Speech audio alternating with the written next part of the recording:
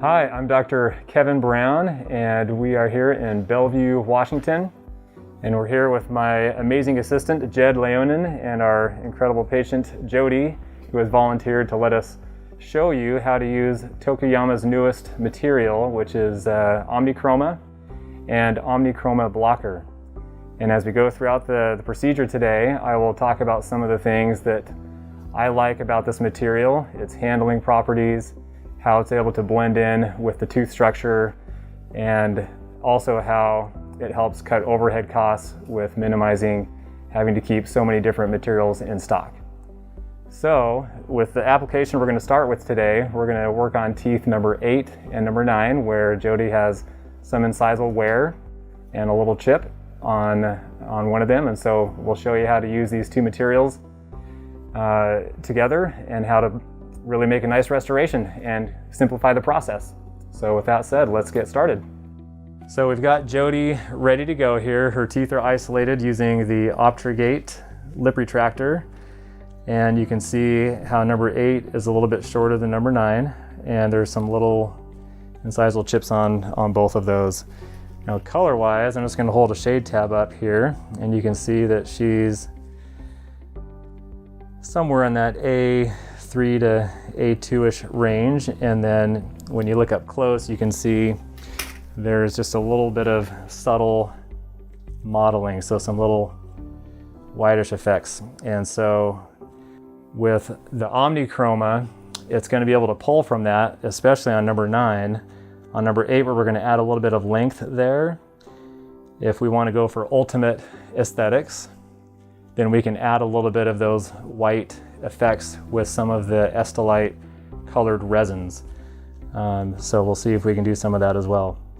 But the process of getting it on is very simple and straightforward. So as we know, for good adhesion for a composite, especially on a front tooth where we're adding a little bit of length, and that protrusive action can potentially chip and break these composites down, we want to make sure we're getting the best possible restoration for her to be able to function with and smile with. And so, oh, thanks, Jed. So what we need to do is right across this little incisal edge is just put a real small bevel, a little infinity bevel that's just going to feather right into that incisal portion here. It's not going to be a long one, just real subtle. And so let's start with that. And I'm just going to use a real fine grit diamond, a little flame tip diamond. And we'll bring the suction up here, Jed. These work good with the OptraGate because you can just tilt this little thing up and keep the air from going up the patient's nose. All right, so we'll hold this at about 45 degrees and just real gently.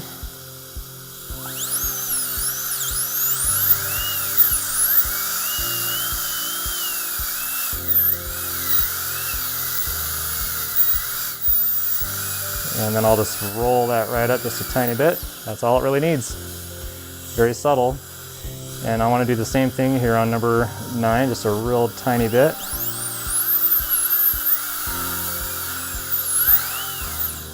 That's it. Now for the rest of the preparation here, we're going to use air abrasion.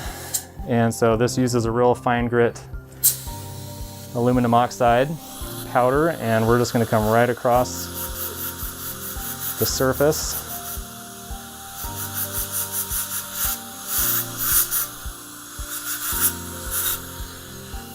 And that's it. If you don't have air abrasion, then you can just use a medium or coarse grit soft flex disc or whatever disc brand you have. And you just do a similar process where you can just feather things in, but you're also just kind of lightly roughening up the surface so that you get a better adhesion, getting rid of those, the smooth enamel there. So that's good to go. So for Jody's case, I chose to take an impression and then do a little wax up and then create this little silicone putty backdrop. And this is going to help guide the incisal length that I'm going to achieve. And so I'll show you how that fits right in here. And that's it. So it'll be much easier for me to figure out where I need to get the length, but also, more importantly, it's going to help me control the thickness of these materials, because with the blocker, the way that works is we're adding length to a tooth. So OMNICHROMA is going to grab the color of the tooth to which it's bonded in order to achieve its final color in the restoration. So that works great when we're going to keep it on the surface of the tooth, but when we start adding length, the further away from that enamel edge, the less tooth structure we have to grab color from, and so we need to help block out some of the surrounding colors that are going on in the mouth with the shadows and the darker colors. And so I want to be able to control the thickness of that blocker layer. If it's too thick, then we're going to have too much light blocking, and you might see a little bit of an opacity. If it's too thin, then we don't have enough blocking of the light. And so with this little backdrop, it really helps control getting that ideal thickness of about 1/2 millimeter is what we're shooting for. And it's just easier to control this way. So let's do it.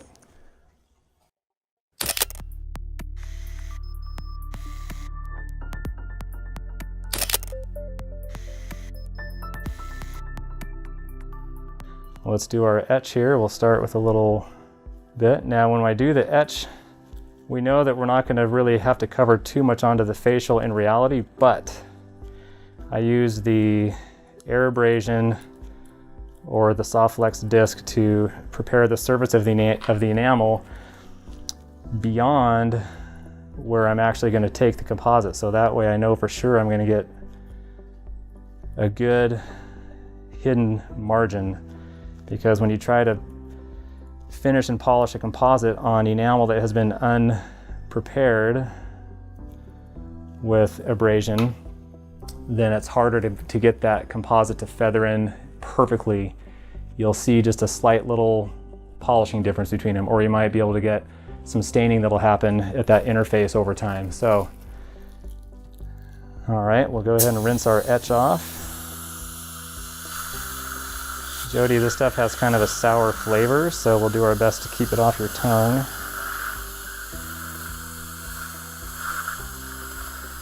If it happens to get back there, we'll blame Jed.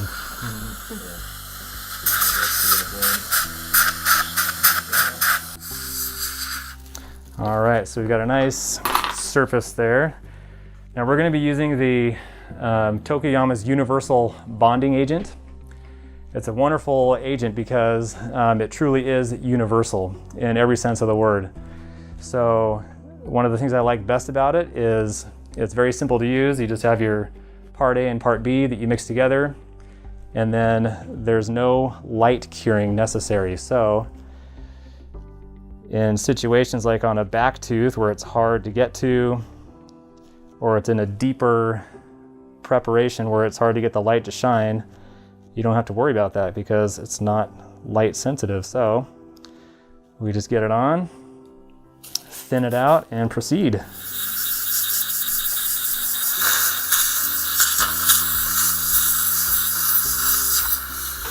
Okay. And then when you're doing two teeth next to each other like this, to make sure we're not going to bond the teeth together before I take the next step, I'm just going to use a little interproximal opening tool to make sure that the resin isn't sticking there. And then our first layer is going to be our OMNICHROMA. Let's actually get the, the regular OMNICHROMA. So for Jody's case, we're going to do this one a little more with the kind of ultimate aesthetics in mind. So I'm going to put just a real thin layer of the OMNICHROMA on the lingual side. So I'm going to put just a little bit on this little putty thing first on the shelf. Lightly hold it into position, and then I'll just remove the excess.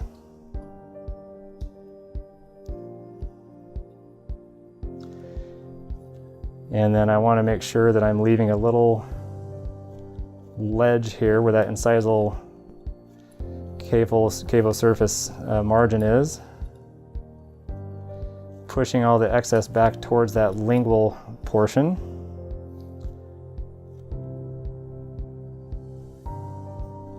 that looks like we're okay.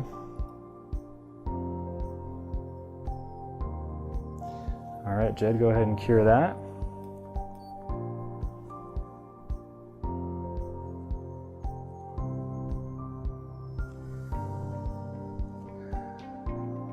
We'll cure for a good 10 seconds, then we can safely take off our little backdrop. And then we'll cure the lingual side. And just like that, we've got our incisal length right where it needs to be.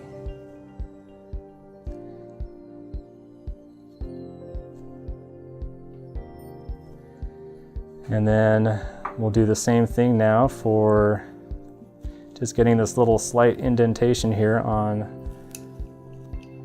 number 9. So this one doesn't need much at all, and this one we're really just going to use a single shade or a single layer of OMNICHROMA. We don't need to worry about the blocker on this left side because it's such a small addition that we're doing on the tip. Okay, there we go. And then we'll just bring this excess, rather than peeling it off like we did on the other side, we're just going to wrap it now up onto the facial side and feather that in.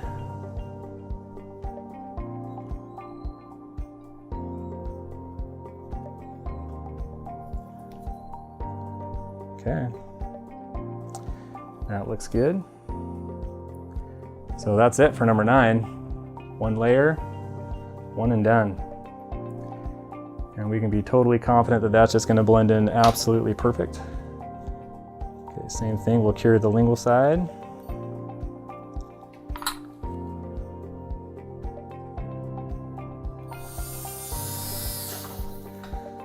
Okay, so let me just smooth off this little embrasure.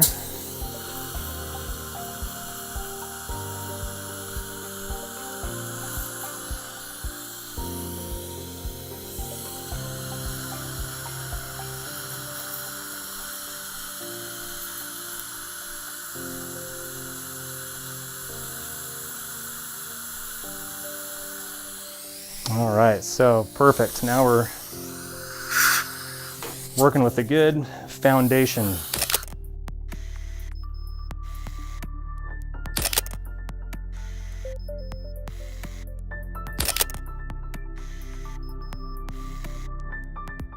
Now for the OMNICHROMA blocker layer, essentially we're going to use this as an artificial dentin layer. We're trying to replace the dentin, which is the more opaque part of the tooth, reflects more light than the enamel does. And so on this one, Jody doesn't have a whole lot of incisal translucency to worry about. In cases where somebody did have a lot of incisal translucency, then all you need to do is shape this blocker layer as the dentin would normally be in the natural state. And you could leave a little bit of that incisal halo effect and translucent effect there if you needed to. But in Jody's case, since there's not any translucent effects we need to worry about, I'm going to bring this blocker layer right up to the full incisal edge of the length. And then I'm just going to remove the excess here by pulling it down gingivally. And then I can just control the thickness based on what it's essentially looking like as it's blocking it out. Now I'm not bringing this up to full facial contour because I still need to add more OMNICHROMA over the top. So that looks really good. So we can go ahead and cure that.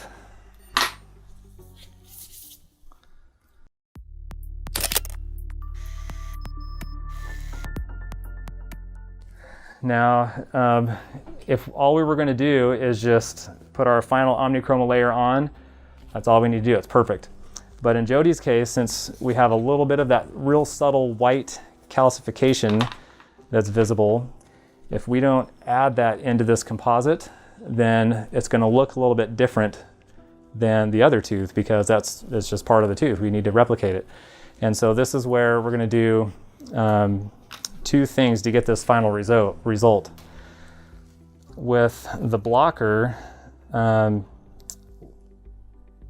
because it's not on there perfectly smooth, I actually created some little vertical striations in it, because in nature, that's how dentin is. If you were to just strip away all the enamel from a tooth, you would see little vertical parts. And part of what that does is it helps scatter the light so that it doesn't just go straight through. And that helps with some of the natural effects of placing composites to replicate tooth. So if I want to add some little subtle white effects in the tooth, if I were to just do that right now on this dentin layer, it's going to fill in some of those little vertical grooves, and we don't want to have vertical white lines on the tooth. So first I'm going to put a little ultra thin layer of the OMNICHROMA just to make a nice smooth flat surface. And this is where I can put some of this white effect in. And I can control how the white effect is going to be flowing onto that. Okay, and we'll just, again, this is not to full facial contour just yet. All right, go ahead.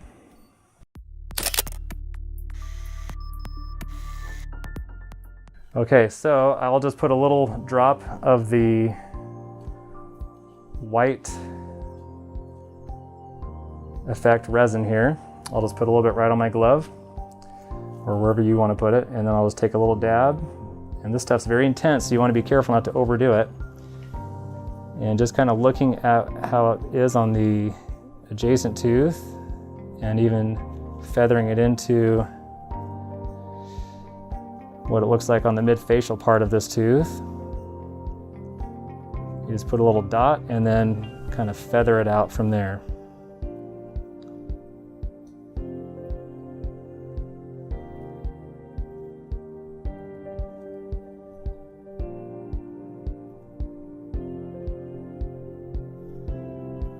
That looks pretty good. So on the video, you may not even be able to catch it, but on the still picture that we'll be taking, you'll be able to see it clearly. Did you cure it? Okay.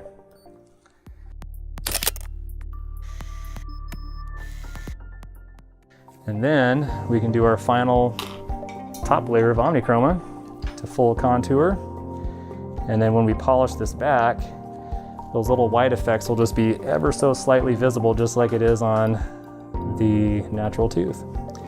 And they'll stay there. They won't just get worn away. If you were to just put this, build it to full contour, and then put a little bit of the white effect on that outer layer, it's not gonna stay long term. It'll just rub right off.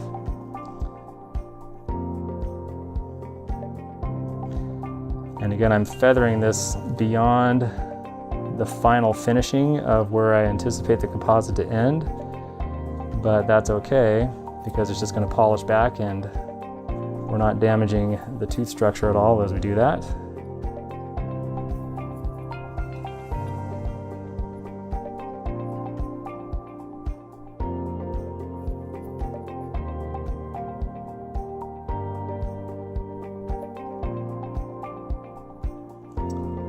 So wipe off some of the excess here. Now the OMNICHROMA has really good handling characteristics. It can really smooth and blend just so nice. Some composites are very stiff. This one moves around really nicely. So, oh, then there's a little fiber. Oh, we might have to just remove that, put another layer on. Let's cure it first, and then we'll put the other layer on.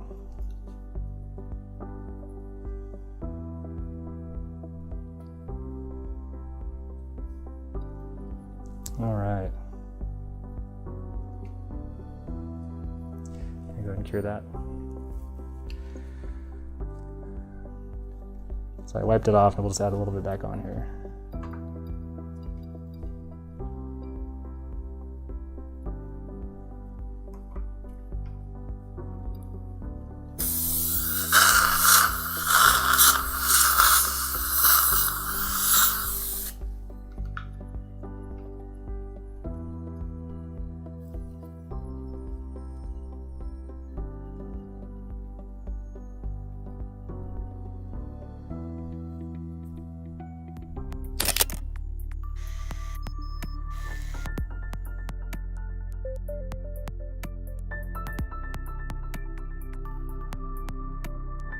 All right, finishing and polishing.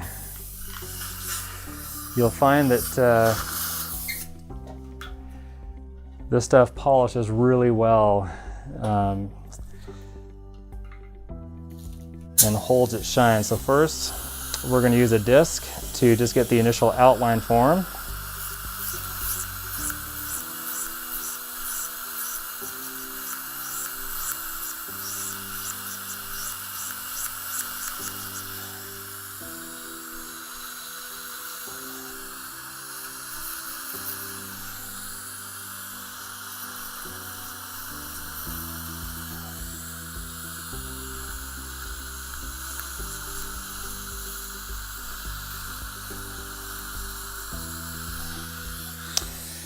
And I'm not sure if you can see it in the camera, but because we use the air abrasion, that is just an absolutely seamless transition from composite to tooth structure.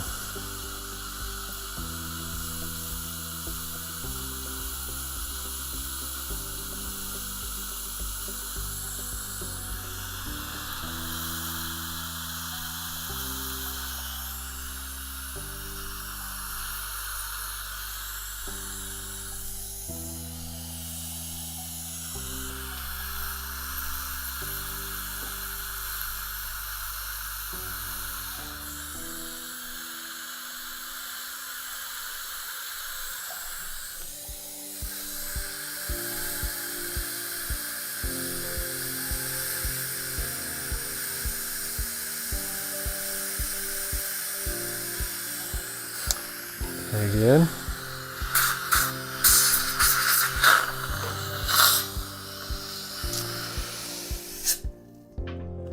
Okay.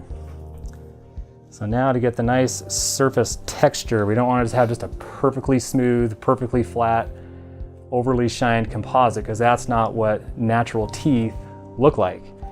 So you need to look at the teeth you're trying to match at different angles, looking at how the light reflects off of it. Some people do have really smooth teeth, but most people have some texture to it, the way the light, again, reflects off the tooth better. So we want to try and build some of that back in so it matches, not just with color, but with texture as well. Because if the texture is not right, that can affect the color, or more so kind of the grayness of the tooth. The smoother something is, the more light passes through it. So I'm going to use a slow speed tool with a little carbide, and this will help create the texture we need. And it doesn't do anything to the natural tooth, to the enamel, because it's running at a real slow speed. And it's just going to leave a little stippling effect almost to match some of the textures that are happening on the tooth we're trying to match.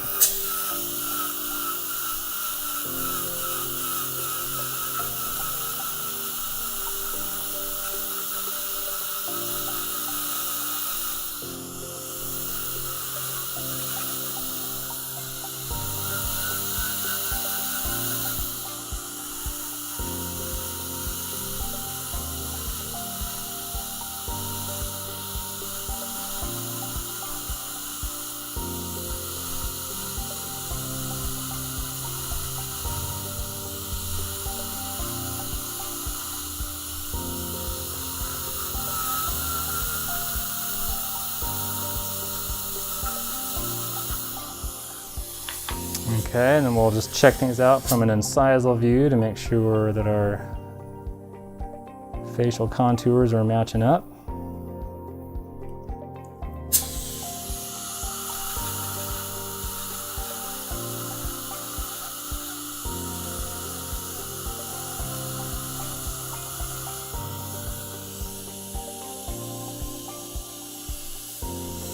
Good.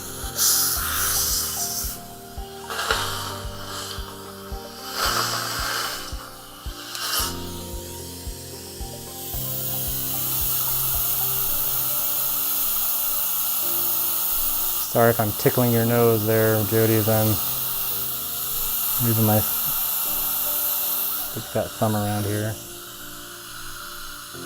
Yeah, it's looking better.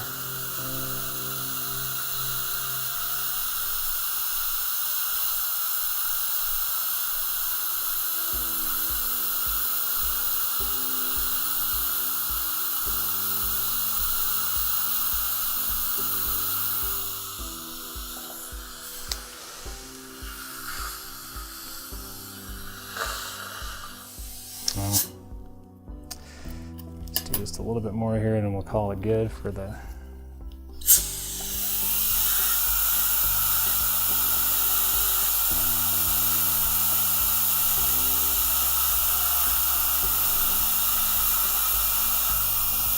Is that vibration okay, Jody? Mm-hmm.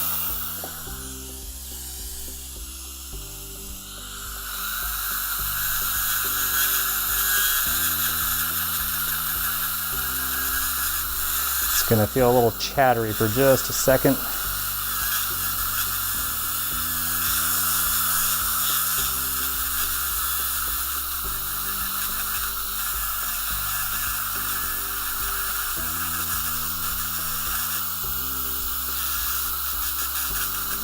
Okay. All right, now to get the final polish here, we've got two more. First, we'll use a kind of a rubber polish, composite polishing tip here, and you have rubber points, rubber discs, rubber cups. They all work. I tend to like the disc shape better because I can just control things better. And I like to keep the tooth a little bit wet. And then I can see as I'm doing it what the texture is finishing like, because essentially this acts like a pencil eraser. So you added all the texture, but sometimes it's a little too much. And so now we can just essentially erase it back to match what it needs to be.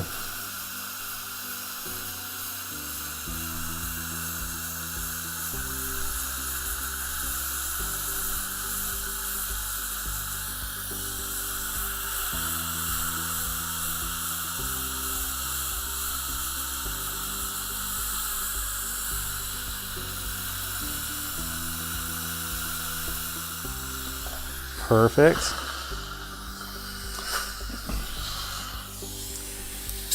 And natural enamel is never overly polished. And so at this point we're pretty close, but we want just a little more sheen to it, but not overly shined up. So this polishing brush works really well. This is a silicone impregnated polishing brush.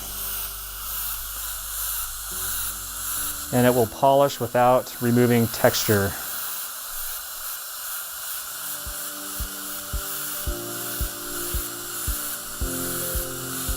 And I found that with the OMNICHROMA, this is really the last step you need.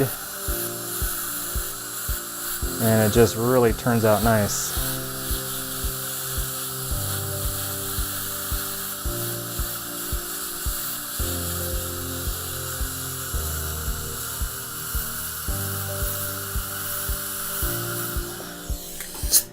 Okay.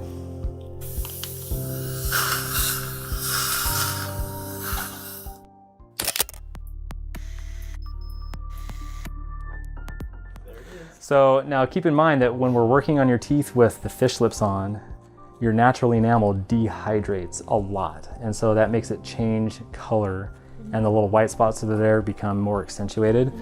And so, but the beauty is, you know, with OMNICHROMA, even though the tooth is dehydrated, it still blends in. It'll match no matter what.